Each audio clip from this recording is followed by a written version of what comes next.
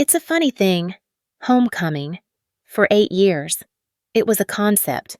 A mirage in the shimmering heat of a desert runway. A faded photograph I'd pull from my rucksack in the quiet, humming dark of a military transport. It was the taste of my mother's cinnamon rolls. The sharp, pine-scented Maine air.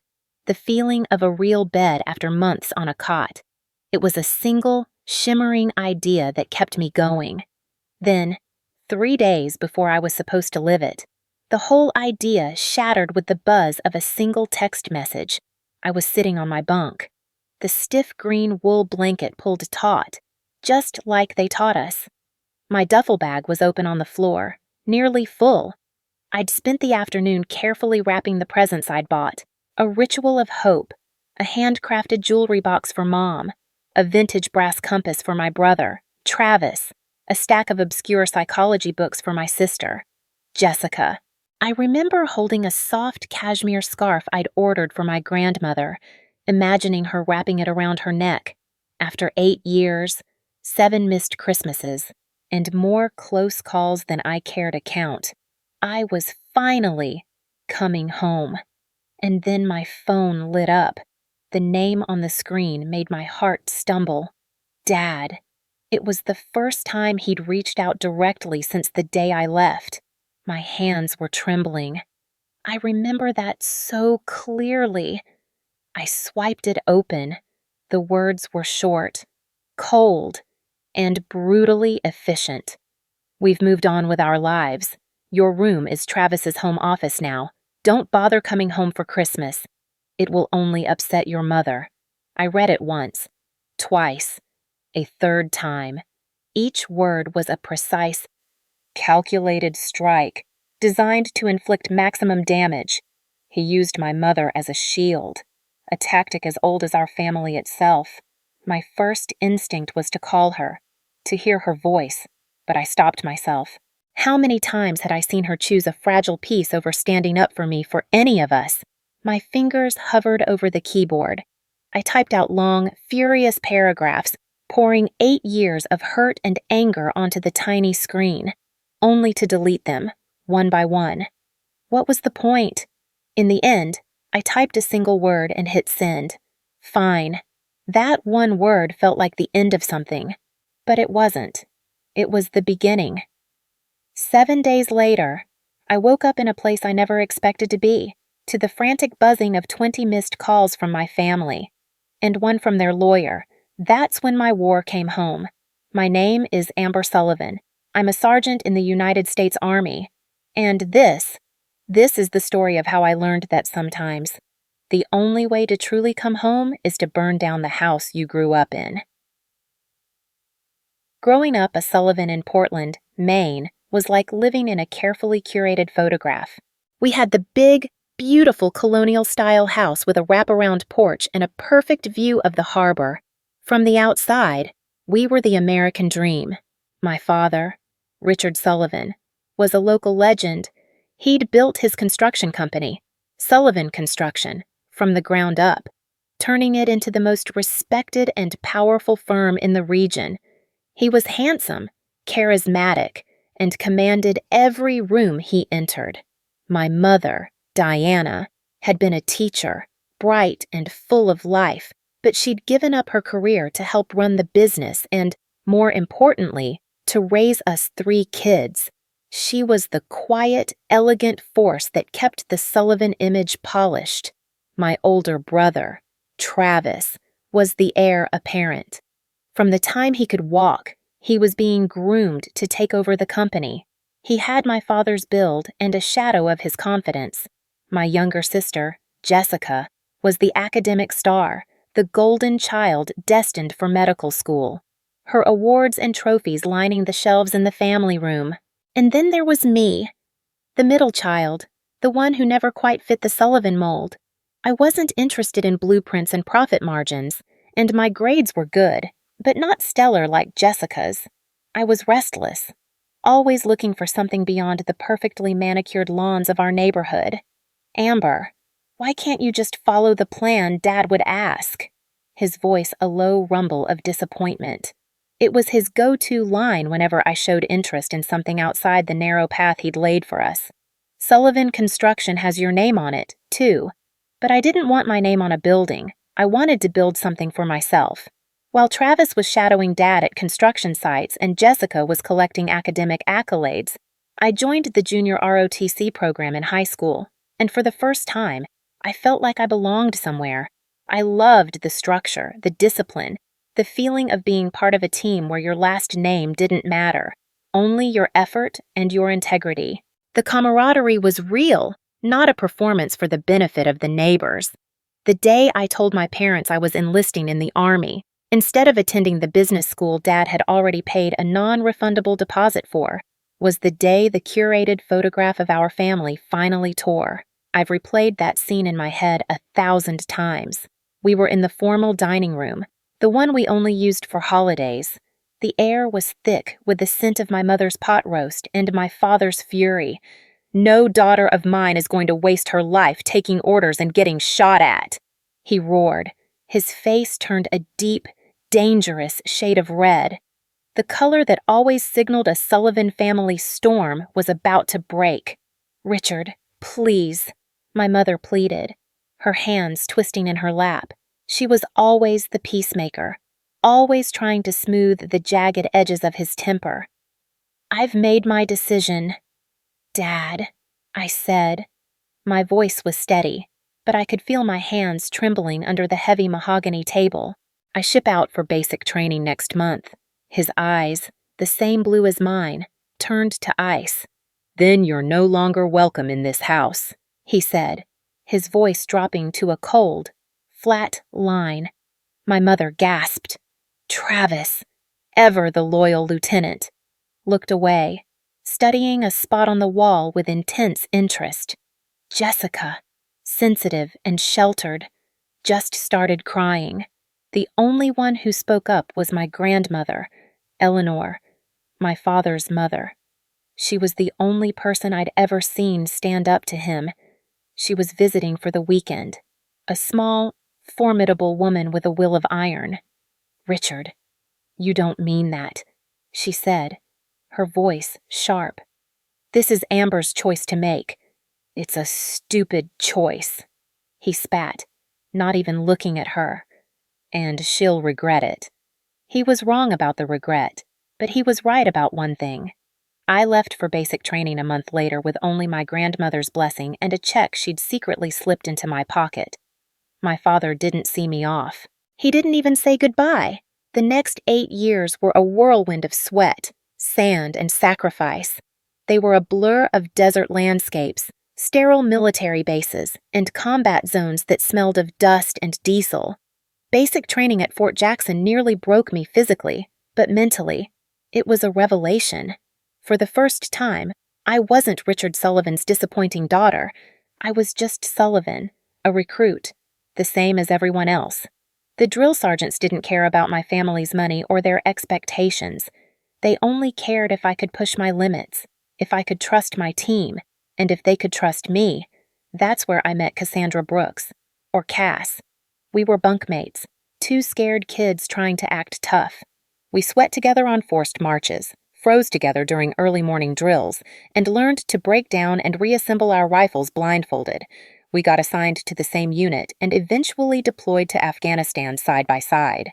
She became the sister I never really had in Jessica, the kind who would tell you the hard truth and then have your back no matter what. "You know, Sullivan," Cass said one night during our first deployment, as we sat on the roof of our barracks, watching the brilliant, unfamiliar stars over Kandahar. "Most people join to escape something, or to find something. Which one are you?" I thought about it for a long time. "Both, I guess." I admitted, escaping expectations, finding myself. And I did. My first tour was hard. The heat was suffocating. The danger was a constant, low-level hum in the back of your mind, and the homesickness could be a physical ache. But I discovered something crucial. I was good at my job. I was calm under pressure. I earned the respect of my peers and my superiors not because of my name, but because of my actions. I earned commendations, then a promotion. During my second tour, Our unit was ambushed while escorting a medical convoy through a volatile province. It was chaos, the crack of incoming fire, the explosions, the shouting. Without thinking, I took point, organized a counteroffensive, and we managed to secure the area and protect the convoy. We saved 12 lives that day, including 2 local children who had been caught in the crossfire. The Army awarded me the Silver Star for gallantry. It was a big deal. The local paper back home even ran a story on it. I cut it out and sent it home. My mother called, crying with a mixture of pride and terror. Jessica sent a sweet, if slightly detached, card. Travis, surprisingly, sent a one-word text. Congrats. From my father, silence. Communication with my family remained sparse and formal over the years. My mother would call on holidays, her conversations full of careful omissions, never mentioning my father directly unless she had to. Jessica would occasionally send updates about her psychology studies she'd switched from medicine, a fact she seemed reluctant to discuss. Travis sent impersonal Christmas cards signed from the Sullivan family. The only real, consistent connection I had was with my grandmother. Eleanor wrote me actual letters on elegant, cream-colored stationery. Her handwriting was a steady, comforting script that felt like a lifeline to a home I wasn't sure I still had. Your grandfather would be so proud of you, she wrote after I was promoted to sergeant. He served in Korea. You know, though your father never likes to mention it. The Sullivan men were not all businessmen, no matter what Richard believes. Her letters were my anchor. Last October, I got a call from my mom. Grandma Eleanor had suffered a minor stroke. She was recovering, but it was a stark reminder that time was passing, that the people I loved wouldn't be there forever. That's when I decided it was time to go home. At least for Christmas. My commanding officer, Captain Marcus Wilson, was a good man who understood the complexities of family. When I put in my request for holiday leave, he just nodded. Family is complicated. Sullivan, he said, signing the form. But at some point, you have to face it. Go home. I took a deep breath and made the calls. I reached out first to my mother, then to my siblings. Their responses were cautiously positive, like they were testing the waters. Of course we want you home for Christmas. Honey, my mother said, her voice bright with a forced cheerfulness. It's been too long. About time, was Travis's gruff reply, which for him was practically a warm welcome. Can't wait to see you, Jessica texted, with a string of enthusiastic exclamation points that felt both genuine and a little naive. I let myself hope, just a little. After 8 years, maybe the wounds had started to heal. Maybe my father had softened. Maybe this Christmas would be the reconciliation I'd secretly been dreaming of. Maybe we could finally be a real family, not just a picture in a frame. I was wrong. 3 days before my flight, I was in my room on base, packing. The text from my father felt like a physical blow, knocking all the air out of my lungs. Don't bother coming home. The casual cruelty of it. The finality. The way he twisted it to sound like he was protecting my mother. It was classic Richard Sullivan. I sat there on my bunk, staring at nothing, the half-packed duffel bag at my feet. The brightly wrapped presents seemed to mock me from the corner of the room. The hope I'd allowed myself to feel curdled into a familiar, bitter resignation. Captain Wilson found me like that a few hours later. Sullivan, thought you'd be halfway to the airport by now. I didn't say a word. I just handed him my phone. He read the message, and his easygoing expression hardened. He was a family man, with a wife and 3 kids. He understood the language of fathers. Your father's a fool, he said finally, handing the phone back. Looks like I'll be here for Christmas after all, I said, trying to sound casual as I started to unpack the gifts, placing them carefully back in my locker. My movements were slow, robotic. Like hell you will. Cass appeared in the doorway, hands on her hips, her expression fierce. She'd been on the receiving end of my family updates for years. My parents have a house in Vermont. They already invited you. Remember, my mom loves you. Now you're just out of excuses. I appreciated it. I really did. But the thought of celebrating a cozy family Christmas with someone else's family felt like pouring salt in a very fresh wound. I don't want to intrude. Cass, shut up. Sullivan. She grabbed my half-empty duffel and started shoving my clothes back into it with practiced efficiency.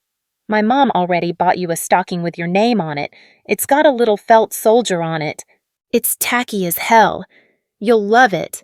I hesitated, the fight draining out of me. I think I need some time alone to just process everything. Captain Wilson nodded, his eyes full of understanding. Your leave is approved either way. Sergeant, use it how you need to. That's an order.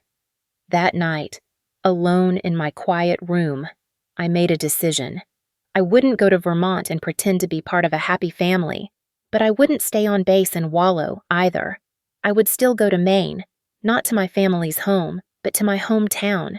I needed to see it, to breathe the air, to understand what I was really mourning. I went online and found a small, isolated rental cabin near Crystal Lake, about 20 minutes outside of Portland, a place to retreat, reflect, and maybe, just maybe, find some kind of closure on my own terms. I modified my travel plans, notified my CO, and packed my bags for the second time. The journey home was long and strangely hollow. As the plane began its descent through the thick winter clouds toward Portland, I looked out the small window. Memories I'd kept locked away for years started to flood back. Childhood Christmases, with the scent of pine and my mother's baking filling our perfect house. The stockings my mother had knitted, hanging from the ornate fireplace mantel. Sledding with Travis and Jessica on the big hill behind our house, our laughter echoing in the cold, crisp air. For a moment, I let myself feel the full, crushing weight of what I had lost. Or maybe, what I'd never really had in the first place. The rental cabin was the complete opposite of the Sullivan family home. It was small and rustic, with mismatched furniture, a temperamental heating system that clanked and groaned, and a faint, lingering smell of wood smoke and damp earth. But it was clean. It was quiet. And for the next 2 weeks, it was mine, a fortress of solitude. After dropping my bags, I drove into town to a local grocery store for supplies. I was standing in the cereal aisle, trying to remember what I used to like, when a familiar voice called my name. Amber Sullivan. Is that you? I turned to see Rachel Thomas, my best friend from high school. We hadn't talked in years, not since a few awkward emails in my first year away. Her curly hair was shorter now, and there were tired lines around her eyes, but her smile was just as warm as I remembered. She was holding a shopping basket filled with diapers and baby food. Rachel! I dropped my own basket, and without thinking, I hugged her. The sudden, unexpected kindness of a friendly face made my throat tighten. Oh my God. When did you get back? Are you home for good? Why didn't you tell anyone you were coming? The questions tumbled out of her in a rush. Just got in today, I explained, deliberately vague. I'm on leave for Christmas. That's amazing. Your parents must be thrilled. I just ran into your mom at the pharmacy last week, and she didn't mention a thing. I hesitated, unsure how much to reveal, how much of my family's messy reality to expose. It was sort of a last-minute decision. Rachel's expression shifted. She'd always been perceptive, able to read the things I didn't say. She looked from my face to my empty shopping basket, then back again. You're not staying with them, are you? I shook my head, a small, tight motion. I rented a cabin, up by Crystal Lake. She nodded slowly, her eyes full of a new understanding. Okay, let's get you some real food. Then you, me, coffee. We need to catch up, properly. Over coffee at a small downtown cafe, I gave Rachel the abbreviated, sanitized version of the story. That there was tension with my father, that I just needed some space. I left out the brutal text message and the 8 years of near silence. She listened patiently, stirring her latte. When I was done, she was quiet for a long moment. I'm not surprised, she said finally. Your dad, He's been different these past few years. More intense, controlling. She looked down at her cup. My parents used to do business with Sullivan Construction. You know, they were subcontractors for years. Then, about 3 or 4 years ago, your dad just suddenly dropped their contract. No explanation. Left them in a real bind. What do you mean I don't know the details? Just that there have been rumors, changes in the business, good people, people who had been loyal to your dad for decades, let go without notice, projects that seemed to come out of nowhere. She hesitated, then looked me straight in the eye. He tells everyone you refused to come home. By the way, has for years. Says you're not interested in the family. The words stung more than they should have. While I had been serving my country, proud of what I was doing, my own father had been back home, rewriting my story, painting me as the ungrateful, wayward daughter to anyone who would listen. It was a betrayal so profound it almost didn't feel real. I picked up my coffee cup, my hand steady. The military teaches you to control your emotions, to present a calm exterior no matter what's happening inside.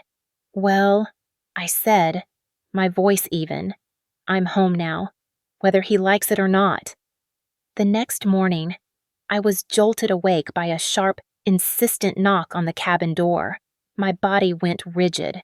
I instinctively reached for a weapon that wasn't there before my brain caught up and remembered where I was. 8 years in combat zones create habits that don't disappear overnight. I crept to the door and peered through the peephole. My breath caught. It was my grandmother, Eleanor, standing on the small porch, leaning on her cane, her jaw set with a familiar, stubborn determination. Were you planning to tell me you were in town? Or were you going to let me find out from the town gossip she demanded the moment I opened the door? But her stern expression quickly melted, and her eyes softened. Oh, look at you! She reached out and touched my arm, still standing at attention like a proper soldier. I relaxed my posture, a small smile touching my lips, and hugged her, careful not to squeeze too hard. She felt smaller than I remembered, more fragile, but her grip was still strong. How did you find me? Grandma? I asked, ushering her inside and taking her coat. Rachel's mother called me this morning, she said, settling into the lumpy armchair by the window. This town has no secrets.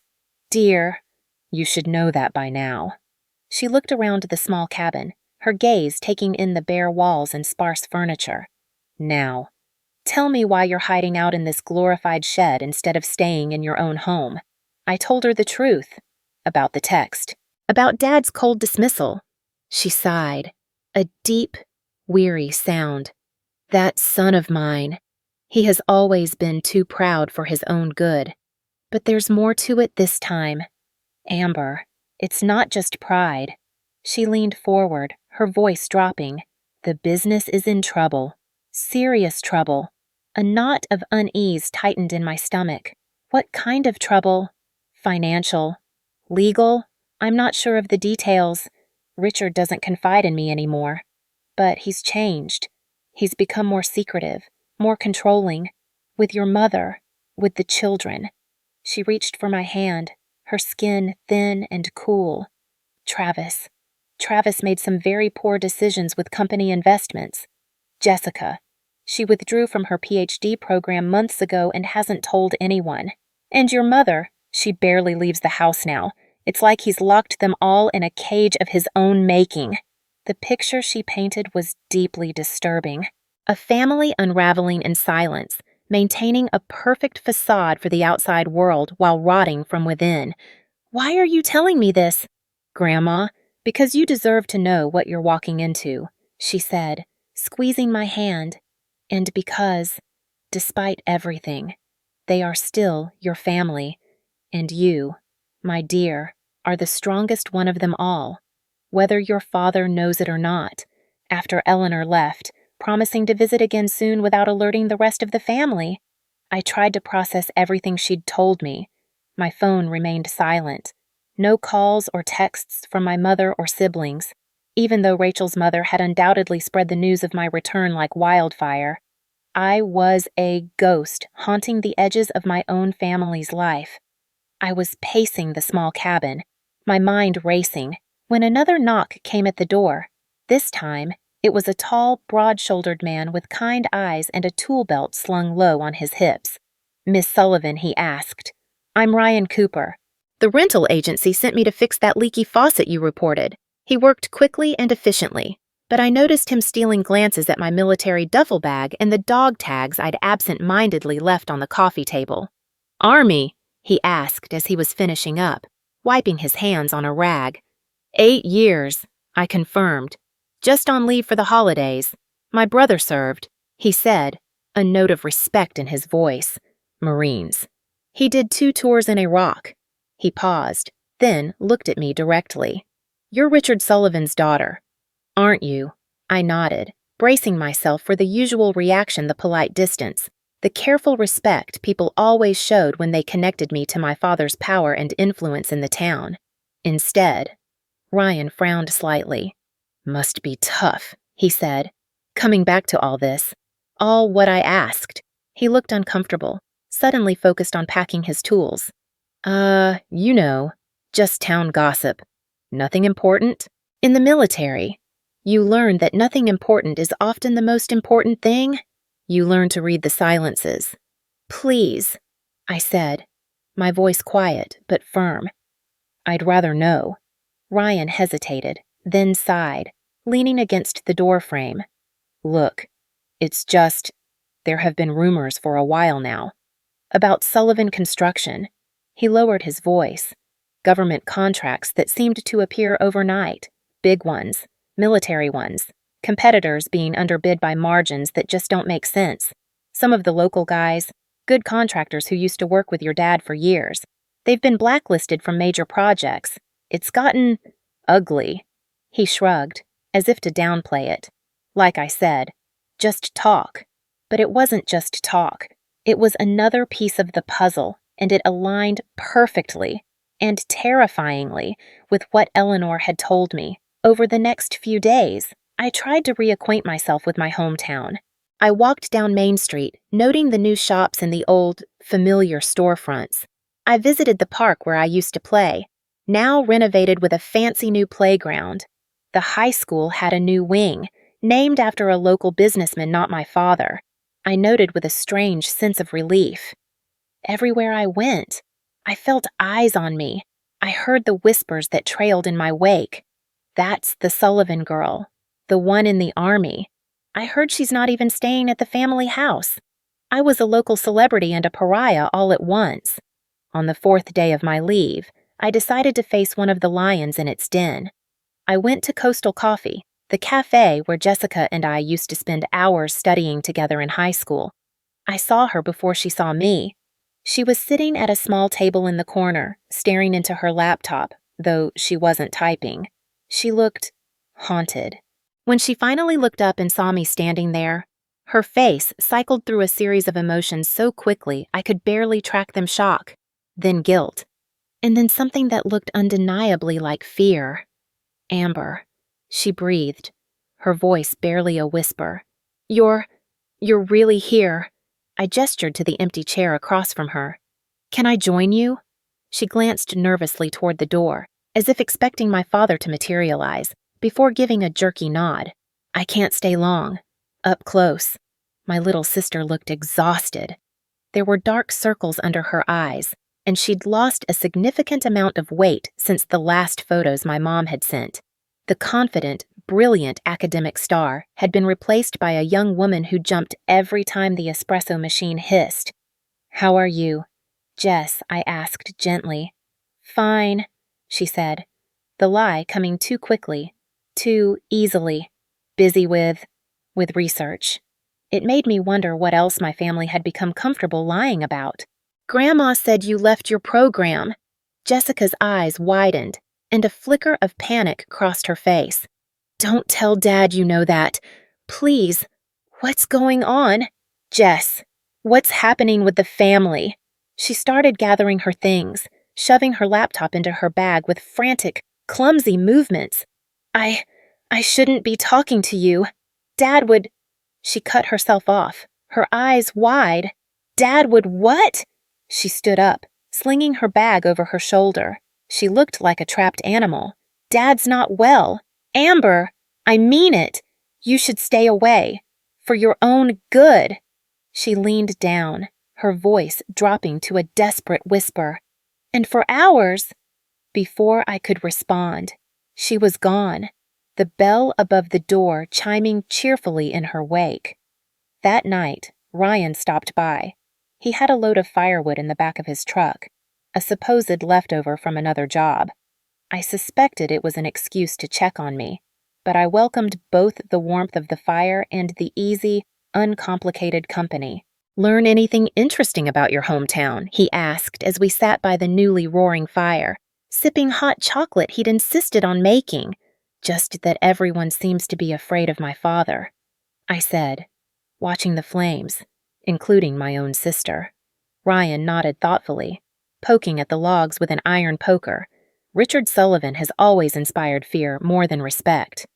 But lately, he trailed off. Lately, what? It's like he's desperate, Ryan said, choosing his words carefully, making threats, calling in favors he's owed for decades. Word is, he's in deep with some of those government contracts, that they aren't going as well as they look on paper. Government contracts. I repeated. The words triggered something in my memory, a casual conversation I'd had with Captain Wilson right before I left. He'd been reviewing my leave paperwork. "Sullivan, isn't your father in construction? There's been some talk in the procurement channels about irregular bidding on some military infrastructure projects back east." I had dismissed it at the time. A weird coincidence. Now, it felt like a siren. "Ryan," I asked, trying to keep my voice steady, "what exactly does Sullivan Construction build these days?" "That's the thing," he said, looking at me with a curious expression. "They've shifted almost entirely to government work, military barracks, secure storage facilities, training centers, all projects that require a high-level security clearance to even bid on." He paused, then asked the question that hung in the air between us. "Didn't you know?" "No, I didn't know." And I was starting to realize that was exactly the point. On the 5th day of my leave, the feeling of being watched intensified. I went for a run on the wooded trails around the lake and came back to find a black SUV parked across the road from my cabin. It was expensive and out of place among the modest cars and pickup trucks in the area. When I drove into town later for groceries, the same SUV appeared in my rearview mirror, maintaining a consistent, professional distance. I started employing some of the counter-surveillance techniques I'd learned in the Army, making sudden turns, doubling back, varying my speed. The SUV stayed with me, the driver skilled enough to make it seem casual to an untrained eye. At a stoplight, I got a clear look at the driver in my side mirror. My blood ran cold. It was my father. This wasn't a concerned parent checking on his estranged daughter. This wasn't a clumsy attempt at reconciliation. This was surveillance. That evening, I found Travis at the Anchor, the same dive bar on the waterfront where we used to sneak beers as teenagers. He was alone at the far end of the bar, hunched over a glass of what looked like straight whiskey. He'd gained weight since I'd last seen him in person, and his once confident posture had deteriorated into a defeated slouch. "Buy you a drink, stranger," I said, sliding onto the stool beside him. He startled, his head snapping up. For a second, he just stared. Then a lopsided, weary smile that didn't reach his eyes crossed his face. Well, look what the war sent back. 3 drinks later, Travis's carefully constructed facade began to crack and crumble. "You were smart to leave." He slurred, using my childhood nickname for the first time in what felt like a lifetime. "Real smart. Should have gone with you. What's happening with the business?" "Travis." He let out a short, bitter laugh. "Business. What business? It's all smoke and mirrors now. Sis. A house of cards in a hurricane." He leaned in, his voice thick with whiskey and conspiracy. "Dad," He overextended, bid on contracts we couldn't possibly fulfill. Then I made some investments. Some bad ones. They went south. Really south. So the company's in financial trouble. Financial, legal, ethical? Take your pick, he said, draining his glass and signaling the bartender for another. But Dad found a way to save it. He always does. What way? How did he save it? Travis's bloodshot eyes finally met mine in the dim light of the bar. The look in them was a terrifying mix of fear and pity. You don't want to know. Trust me, you're better off not knowing. He stood up, unsteady on his feet. I should go. Dad. He tracks the mileage on my car now. The next morning, I received a text from an unknown number. It was short and to the point. Diner on Route 9, 11A, M. Come alone. Mom, the Route 9. Diner was a good 30 minutes outside of town, a classic, chrome-sided place far enough away that my mother wouldn't risk running into anyone she knew. I arrived early, just as I'd been trained to do. I took a booth in the back corner, one with a clear view of both the entrance and the parking lot. My mother arrived exactly at 11 Hillary, looking as elegant as always in a camel-colored coat and pearl earrings. But like Jessica and Travis, she showed the unmistakable signs of strain, new, fine lines around her mouth, a nervous flutter in the way her hands moved as she removed her gloves. Amber, she said, her voice catching as she slid into the booth opposite me. You look so strong. Military training will do that, I said, my tone cooler than I intended. She winced, a flicker of pain crossing her face. My career choice, still a point of contention after all these years. Why all the secrecy? Mom, and why is Dad following me around town? He doesn't know I'm here, she said, her eyes darting anxiously toward the door. He monitors my phone, my car's GPS. I had to tell him I was going to a spa in Portsmouth for the day. She reached across the table, her hand hovering over mine before pulling back. You need to leave, Amber. Go back to your base. Forget you ever came for Christmas. Why? What is going on? Her voice dropped to a frantic whisper. Your father. He blames you for everything. He's not rational anymore. When he found out you were actually coming home, he told me not to come. I interrupted. Yes, but after he learned you had already arranged the leave, after he... She stopped herself, biting her lip. It doesn't matter. What matters is that you're not safe here. None of us are. Not with you here, stirring everything up. I'm not stirring anything up. I just came home for Christmas, please. Amber. Tears welled in her eyes. The first genuine emotion I'd seen from her.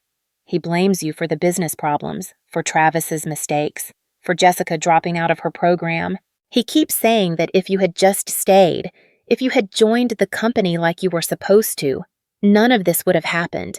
It was irrational, nonsensical. But it was also classic Richard Sullivan. Find an external target to absorb the blame for his own internal failures. I need to understand what's happening. I insisted. No, she said, her voice firming with a sudden, desperate resolve. You need to leave.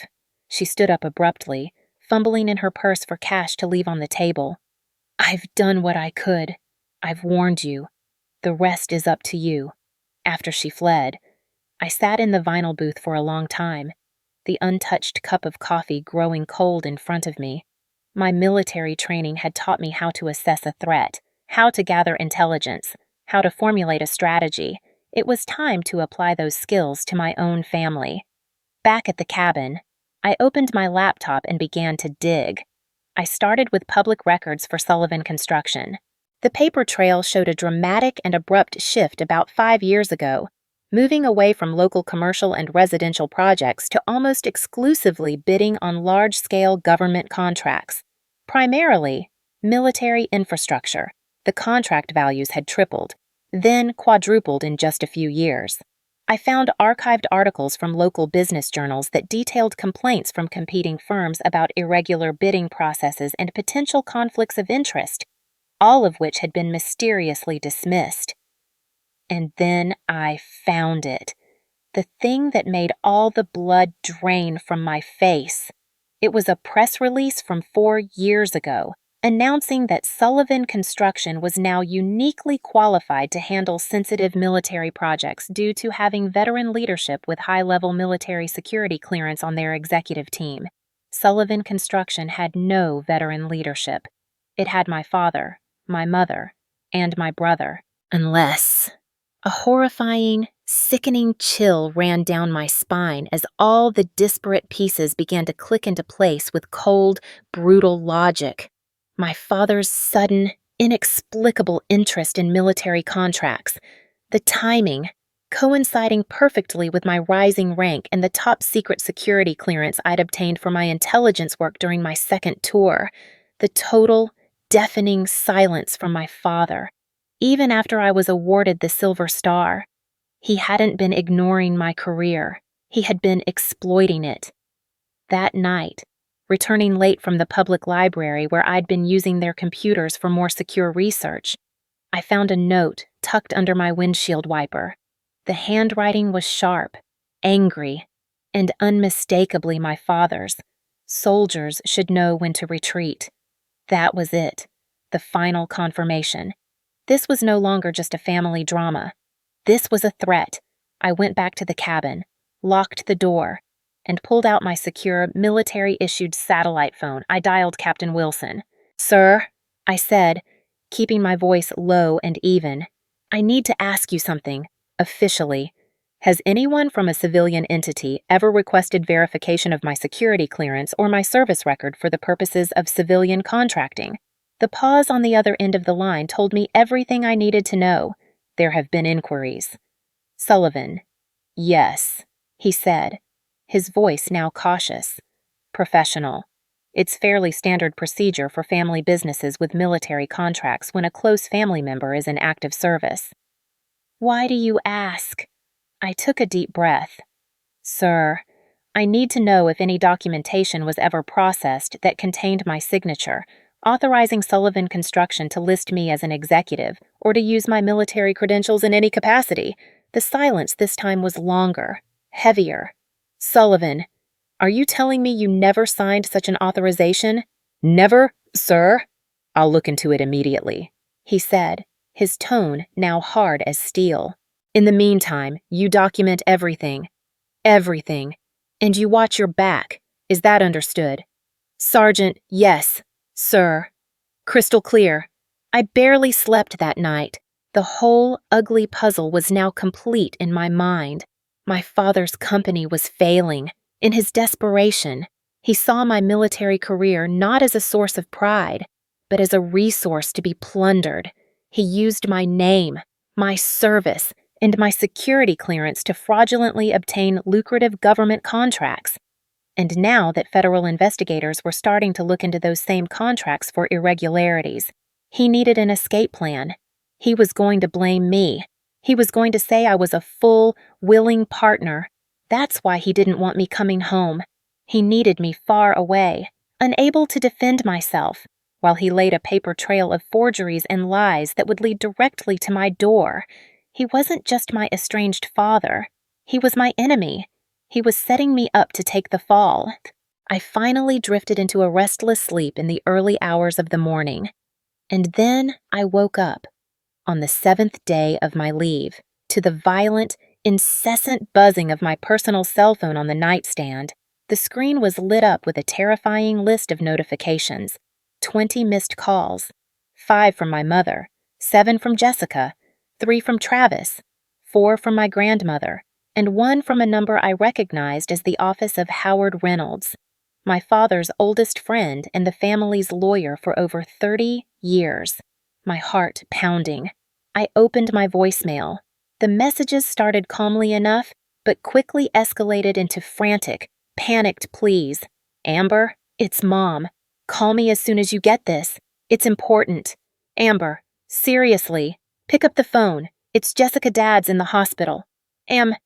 It's Trav. Dad had a heart attack last night. It's bad. Call me. Amber, it's your grandmother. Whatever you are thinking, whatever is going on between you and your father, you need to put it aside. Your father needs you. The last voicemail, the one from the lawyer, made my blood run cold. His voice was smooth, controlled, but held an unmistakable undercurrent of threat. Miss Sullivan, this is Howard Reynolds. I represent your family's legal interests. I think it is imperative that we discuss the matter of certain signatures. Before this situation escalates any further, please call my office immediately. A heart attack. A lawyer calling about signatures. It was too much. Too fast. I dressed quickly, my mind racing. Was this real? Or was it another manipulation, a trap to get me to the hospital, where perhaps federal investigators, prompted by my father, would be waiting to question me? Or had the stress of his own elaborate scheme finally, literally, broken his heart? Either way, I had to go. The waiting room at Portland General Hospital was a perfect tableau of Sullivan family dysfunction. My mother sat rigidly in a corner chair, her makeup perfect, her posture ramrod straight, a statue of terrified denial. Jessica paced back and forth, chewing on her thumbnail, a nervous habit our father had always viciously criticized. Travis stood by the window, staring out at the parking lot, looking hungover, defeated, and a decade older than his years. They all froze when I walked in. The prodigal daughter, the ghost, appearing in the flesh at the scene of the tragedy she had supposedly caused. How is he? I asked, my voice calm and steady, directing the question to no one in particular. Stable, Jessica answered, her voice sharp with accusation when no one else spoke. He's scheduled for a triple bypass surgery tomorrow morning. Her eyes narrowed into slits. What did you do? Amber, excuse me? Dad was fine, she hissed, taking a step toward me. He was stressed, but he was fine until you decided to come back and stir everything up. He got your text message and he collapsed 20 minutes later. A cold, clarifying calm settled over me. I didn't text Dad. Jessica, don't lie, she snapped, her voice rising. He showed it to us, the message. You threatening to go to the authorities after everything he's done for you. For all of us. I looked from her furious, grief-stricken face to my brother's averted gaze, to my mother's pale, silent form. They had already convicted me. I didn't send any text message. I said, my voice dropping but gaining an edge of steel. And Dad hasn't done anything for me in 8 years. Except, apparently, forge my signature and commit multiple federal felonies using my military credentials. The waiting room fell into a stunned, deafening silence. My mother's face drained of all color. You don't know what you're talking about, Travis mumbled, but his voice lacked any conviction. Don't I said, my gaze sweeping over all of them. Sullivan Construction suddenly specializing in military contracts that require a high-level security clearance. Dad following me around town like a private investigator, his lawyer calling me this morning to talk about certain signatures. I took a step closer, my voice low and intense. What did he do? What did you all let him do? Miss Sullivan. A calm, authoritative voice cut through the tension. Howard Reynolds stood in the doorway, his expression grave, his tailored suit immaculate. A word, please. I followed him down the hall to a quiet, empty corridor, the scent of antiseptic sharp in the air. Despite being in his late 60s, Reynolds was an imposing figure, the kind of high-powered attorney who radiated confidence and control. Your father suffered a very serious cardiac event last night, he began, his tone somber, after allegedly receiving a threatening text message from me that I never sent. I finished for him. He studied me carefully, his lawyerly gaze assessing me. I've known your father for 35 years. Amber, he is a proud, difficult man, but he loves his family. Is that why he forged my signature to fraudulently obtain government contracts? Reynolds didn't flinch, but a flicker of something annoyance respect crossed his face. He sighed, a long, theatrical exhalation. The situation is complicated. Simplify it for me. Your father's company was failing, he said, his voice dropping conspiratorially. The 2008 recession hit the construction industry hard. He never fully recovered. Then, an opportunity arose, a series of lucrative military contracts, but they required a member of the executive team to have an active, high-level security clearance. "Let me guess," I said, my voice dripping with sarcasm. Dad decided his estranged daughter, in active service with the exact clearance he needed, was the perfect, unwitting solution. He thought you'd never find out. Reynolds admitted. The credentials were just a formality to get the contracts. The work itself, the construction, was legitimate, except for the part where the entire enterprise was based on identity theft and federal fraud. Reynolds had the grace to look momentarily uncomfortable. Yes. Well, that is where things got complicated. When federal auditors began asking questions about the contracts a few months ago, your father, he needed a contingency plan. He was going to blame me, I said flatly. It wasn't a question. He was going to say I was a willing partner, that I authorized everything. That's why he didn't want me coming home. He needed more time to set up the paper trail. Richard made some poor choices under extreme pressure, Reynolds said, falling back on legalistic euphemisms. Poor choices. I could feel the control over my voice beginning to slip. He committed fraud using my name and my service record while I was overseas, risking my life in a combat zone. Then he planned to let me go to prison for it. Those aren't poor choices, Howard. They're crimes. Before Reynolds could respond with another carefully worded deflection, a new figure appeared at the end of the corridor, moving faster than I'd seen her move in years. It was my grandmother. Amber, she said, her voice tight with urgency. She bypassed the lawyer completely and thrust a thick manila folder at me. I found these in Richard's home office safe this morning. After your mother called me in hysterics, I opened the folder. Inside were stacks of documents, contract applications, security clearance authorization forms, military vendor registration papers, and on every single one of them was my signature, or rather, a decent, but not perfect, forgery of my signature. They were all dated during periods when I had been actively deployed in Afghanistan. I always suspected Richard was hiding something, Eleanor said, her gaze firm and unwavering as she looked at Reynolds. After my talk with Amber the other day, I decided to do some investigating of my own. Howard Reynolds looked stricken, his professional composure finally cracking. Eleanor, you can't have... You broke into Richard's safe. My grandmother gave him a withering look. I helped Richard pick out that safe. Howard, I've known the combination for 10 years. He never bothered to change it. She turned back to me, her hand closing over mine. I've already made copies. These are the originals. A sudden commotion down the hall made us all turn. A nurse was shouting. Medical staff were running toward my father's room. My mother let out a strangled cry. "He's coding! He's having another episode!" Jessica screamed, her face pale with terror. For a single, agonizing moment, I hesitated. Despite everything, the lies, the betrayal, the breathtaking audacity of his crimes, this was still my father, the man who taught me to ride a bike, the man who carried me on his shoulders at the 4th of July parade, the man who had, once upon a time, been my hero. Then I remembered the cold, dismissive words of his text message, "Don't bother coming home," and my own, single-word response, "Fine." It wasn't just a word of acceptance, it was a declaration of independence, a line drawn in the sand. I turned away from the chaos of the hospital hallway and looked at Howard Reynolds, my face set like stone. I held up the folder of forged documents.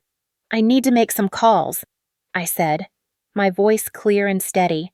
"And my first one is going to be to my military legal counsel. The United States military moves with surprising speed and ferocity when it believes one of its own has been threatened or compromised. By that evening, I was no longer a daughter in a family crisis. I was a sergeant in the U.S. Army, meeting with 2 lawyers from the Judge Advocate General's Corps in a secure, windowless conference room at the Portland Federal Building. The lead attorney, a sharp, no-nonsense major named Lisa Hernandez, listened intently as I laid out the entire story, from the day I enlisted to the folder of forgeries my grandmother had provided. She examined the documents, her expression growing more grim with each page. This is a clear-cut case of identity theft, wire fraud, and conspiracy to defraud the United States government, she concluded, her voice crisp and professional, and potentially espionage, if any sensitive project information was compromised by his lack of clearance. You did the right thing coming to us immediately. Sergeant Sullivan, what happens now? I asked, the reality of the situation beginning to sink in. We coordinate with the federal investigators who, I can now confirm, already have an active and ongoing investigation into Sullivan Construction's contracts. Your testimony and this evidence, she tapped the folder, will be the final nail in the coffin. Your father, and anyone else found to be complicit, will face questioning. She looked at me, a flicker of sympathy in her professional eyes. I understand this is your family. That makes this exponentially harder. My family made their choices. I said, though the words felt heavy in my mouth, when I stepped out of the sterile, air-conditioned federal building and into the cold Maine night. Ryan Cooper was waiting, leaning against the side of his old pickup truck. Rachel called me, he said simply, holding out a steaming paper cup. Figured you might need a friendly face, and some non-diner coffee. The simple, unexpected act of kindness was what finally broke me. After maintaining a soldier's composure through the hospital confrontation, the lawyer's threats, and the formal legal meeting, I finally allowed myself to feel the full, staggering weight of my family's betrayal. The tears came, hot and silent. Ryan didn't offer any empty reassurances or platitudes. He just stood there with me on the quiet street, a steady, grounding presence, and let me cry. The worst part, I said later, after he'd driven me back to the cabin and we were sitting in the quiet living room, is that they're still acting like I'm the one who betrayed them? Like me coming home and discovering their fraud is somehow worse than the fraud itself. Ryan took a slow sip of his own coffee. People get weird when their secrets come to light, he observed, his voice thoughtful. It's easier to blame the person holding the flashlight than to look at the mess they've made in the dark. The next few days were a blur of official activity. Federal investigators interviewed me for hours, going over every detail. Military security officers conducted a full audit of every contract associated with my name and clearance level. My father, I learned through my grandmother, had survived the second cardiac event and the subsequent surgery, but he remained weak and isolated in the ICU. I stayed away from the hospital, focusing instead on clearing my name and methodically untangling myself from the web my father had spun. Travis was the first to seek me out. He showed up at the cabin on the 4th day, looking like he hadn't slept or showered in a week. They froze all the company accounts, he said without preamble, slumping into the armchair my grandmother had occupied. The feds, they interviewed me for 6 hours yesterday. I just looked at him, waiting. Did you know I asked quietly? Did you know he was using my credentials? He couldn't meet my eyes. He stared at his hands, which were shaking slightly. I suspected, he admitted, his voice hoarse. I didn't want to know for sure. I didn't ask. And you were okay with that, with him setting me up to take the fall if it all went wrong. I didn't know about that part, he insisted, finally looking up, his eyes pleading. Not until it all went to hell. I'm so sorry. I should have stood up to him. Years ago. We all should have. His apology felt small and inadequate against the sheer magnitude of the betrayal. But it was a start. It was the first crack in the wall of denial. Jessica was next. She appeared at my door the following afternoon, looking just as disheveled as Travis, but her grief was still sharpened with anger. They're saying Dad could go to prison, she accused, her voice trembling. A federal prison? Is that what you wanted? What I want is irrelevant. Jess, I said, My patience worn thin. Dad committed serious federal crimes. This isn't a family argument. This is the law. He was trying to save the business to save all of us by sacrificing me.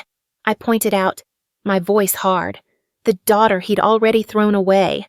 The anger in her face faltered, replaced by a flicker of pained recognition. That's not fair. Isn't it? You said it yourself, I left you. But I didn't. I joined the army. Dad is the one who cut me off, who erased me from this family, all because I wouldn't follow his grand plan. I saw the fight go out of her, her shoulders slumping in defeat. You all let him control everything. Everyone. What choice did we have? She whispered. The same one I made, I said, my voice softening slightly. To live your own life. I looked at her, really looked at her, for the first time. Why did you really leave your PhD program?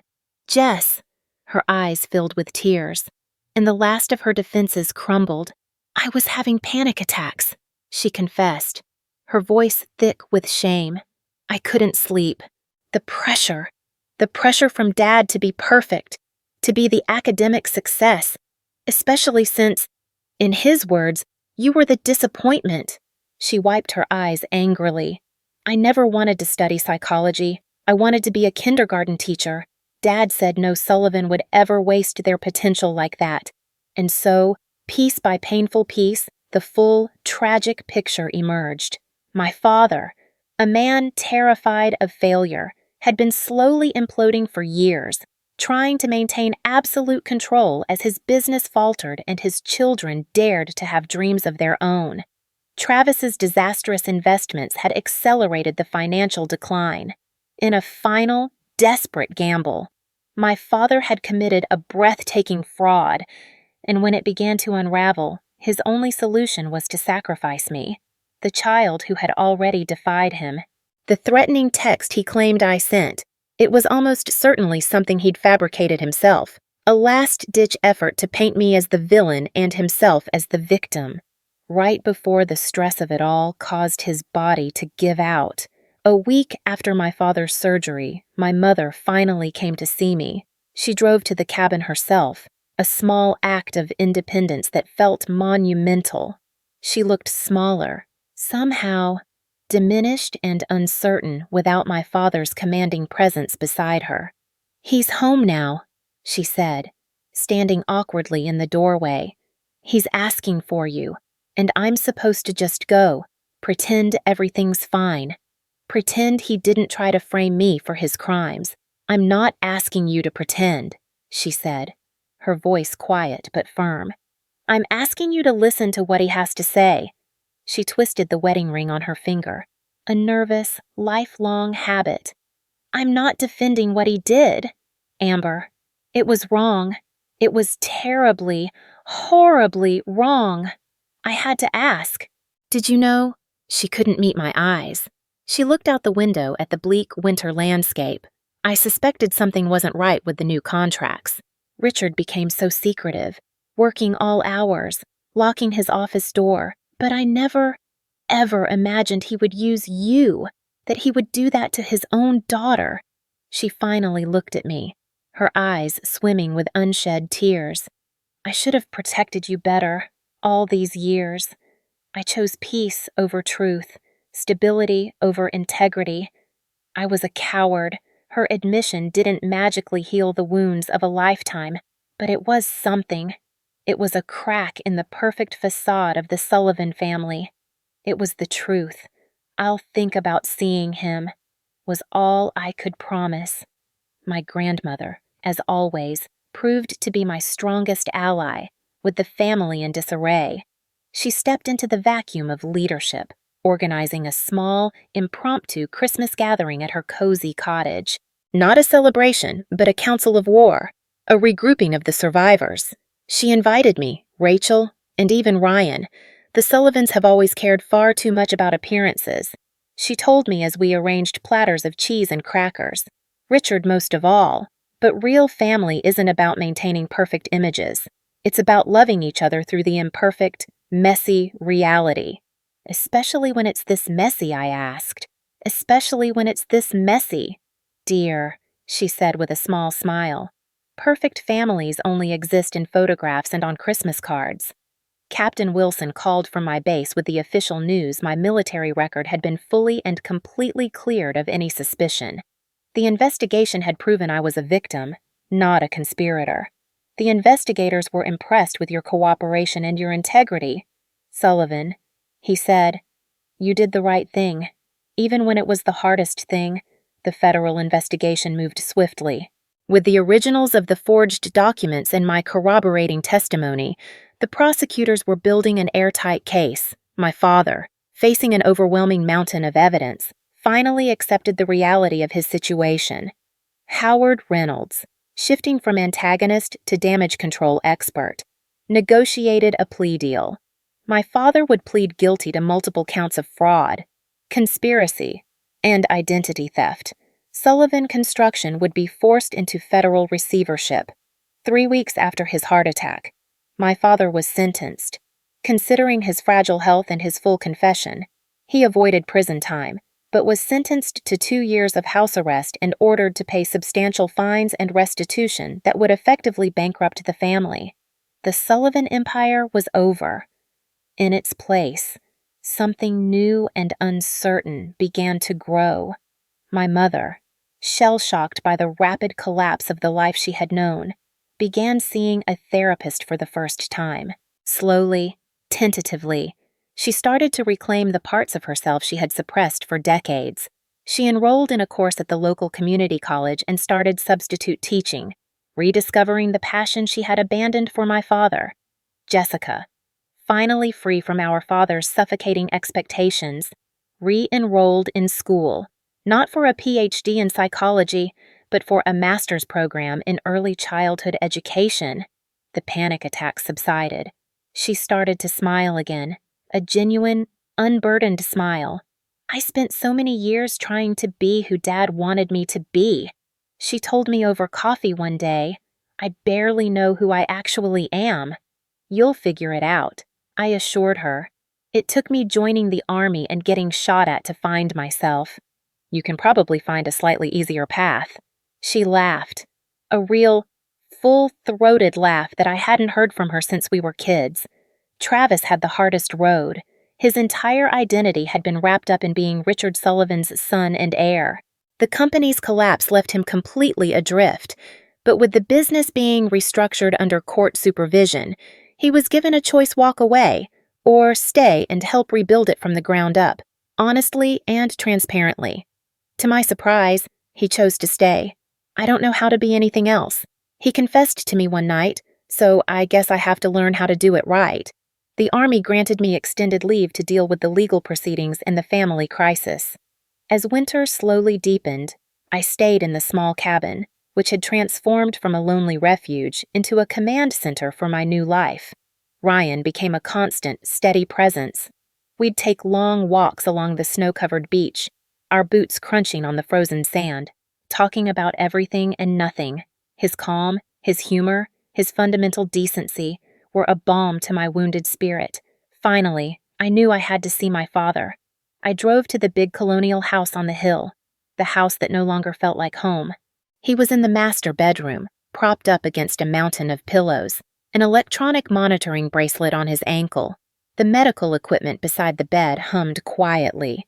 He looked frail, diminished, human. Amber, he said as I entered.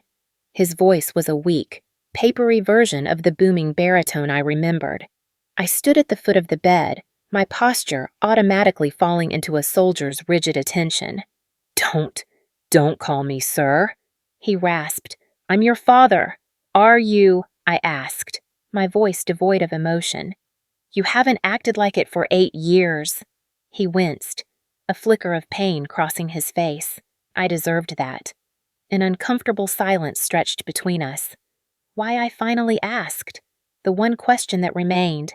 Why use me? Why risk everything, including my freedom, my future? He looked away, toward the window. The business. It was everything. Everything I'd built. Everything I wanted to leave for you kids. When it started to fail, I couldn't accept it. I was desperate, so desperate you were willing to let me take the fall. He stopped, then took a ragged breath. His eyes, watery and clouded, finally met mine. Yes, he said, the confession a barely audible whisper. At the end, when everything was crashing down, yes, to my utter shock, tears began to well in his eyes and trace paths down his sallow cheeks. I was always so proud of you, you know, he choked out. Your courage, your independence, all the things that drove me crazy were the things I secretly admired the most. I didn't know how to show it. I couldn't admit I was wrong to push you away. The raw, painful confession stunned me. This vulnerable, broken man was someone I had never seen before. That doesn't excuse what you did, I said, my voice softer now. No, he agreed, shaking his head slowly. It doesn't. Nothing ever will. It wasn't forgiveness. Not yet. It was something more complicated. It was the truth. And it was a beginning. As spring began to melt the snow, my extended leave came to an end. The road ahead for my family was still long and complicated, but for the first time in my life, I felt a sense of peace. I had come home seeking a reconciliation that was based on a lie, and instead, I had found a revelation that was based on the truth. I had found peace not in finally winning my father's approval, but in realizing I no longer needed it. I found family not just in the complex, broken people I shared blood with, but in the people who had stood by me when everything fell apart. The night before I was scheduled to return to my base, I sat at the small kitchen table in the cabin that had become my sanctuary. I thought about the journey that had begun with that single, brutal text message. When my father had written, "Don't bother coming home," he thought he was casting me out for good. When I had replied, "Fine, I thought I was accepting my defeat, but we were both wrong." His rejection had been the catalyst that forced me to find my own strength, my own voice. And my single-word reply hadn't been an act of submission. It had been the first shot in my own war for independence. It was the most powerful word I could have possibly said. I realized then that sometimes the family you have to fight to be a part of isn't the family you actually need. Sometimes the home you have to earn your way back into isn't a home at all. And sometimes rejection isn't a rejection at all. It's a redirection. It's a gift. It's the universe telling you that you were meant for a different path, a different battle, a different, more authentic kind of victory. And the only thing you have to do is be brave enough to walk it.